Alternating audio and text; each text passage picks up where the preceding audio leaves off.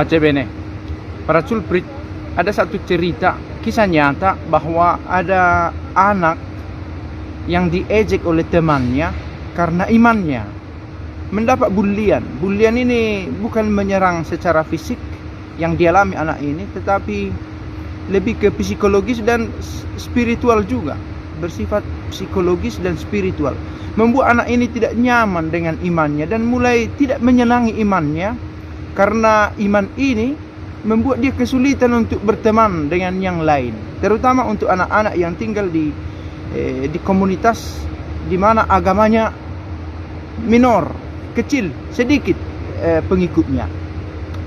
Nah, ini satu fakta saya pikir bahkan dialami orang-orang terdekat saya. Jangan-jangan juga dialami oleh anak para culprit atau anak keluarga atau kenalan. Apa yang bisa dilakukan? Bacaan hari ini menarik tentang seorang janda, ibu tua itu, yang memberikan 2 peser duitnya sebagai persembahan. Satu pemberian yang sangat kecil tetapi berarti.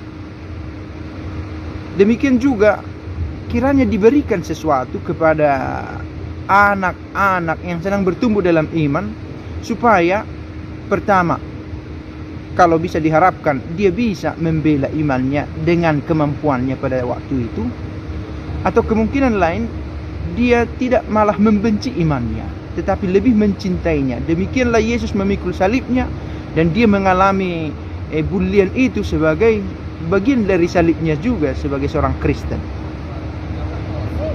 Nah, orang tua mau tak mau harus juga membekali dirinya dengan pengetahuan iman. Jadi sudah sampai pada pemikiran bahwa saya mempelajari iman saya bukan terutama hanya untuk kepentingan saya, tetapi juga untuk anak-anak ini, supaya anak-anak ini menemukan kebahagiaan dalam hidupnya sebagai seorang Kristen dan tidak dengan mudah berpaling dari apa yang dia yakini karena pengalaman buruk yang dia miliki, karena imannya ia dijauhi oleh orang lain atau mendapatkan perlakuan tak enak. Yesusmu itu tergantung di salib. Yesusmu gak pakai baju. Tuhanmu kok manusia, jadi Tuhanmu makan atau minum, Tuhanmu mati.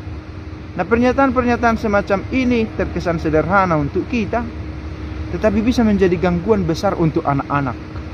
Anak-anak inilah kelak yang menjadi masa depan gereja, masa depan gereja dan pengembangan iman.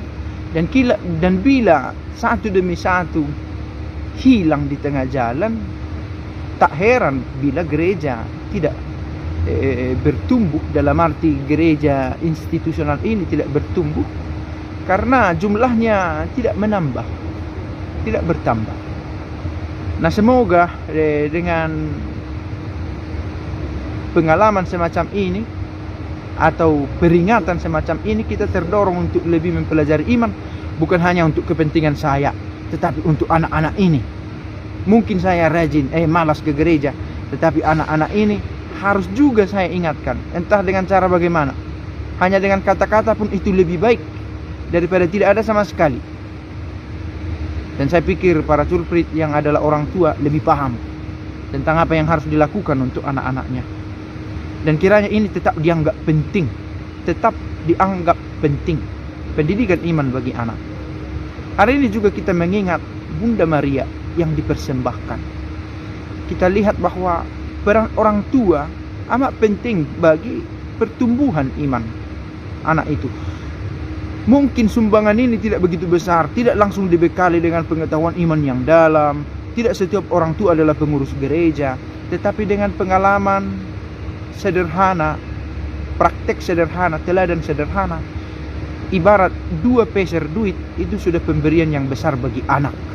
Biarlah anak bangga melihat orang tuanya yang beriman, melihat orang tuanya yang hidup bahagia karena imannya, sehingga pengalaman ini menjadi kekuatan bagi anak untuk menghadapi kemungkinan buruk yang dialami di komunitasnya karena imannya. Semoga video ini berguna dan pace bene.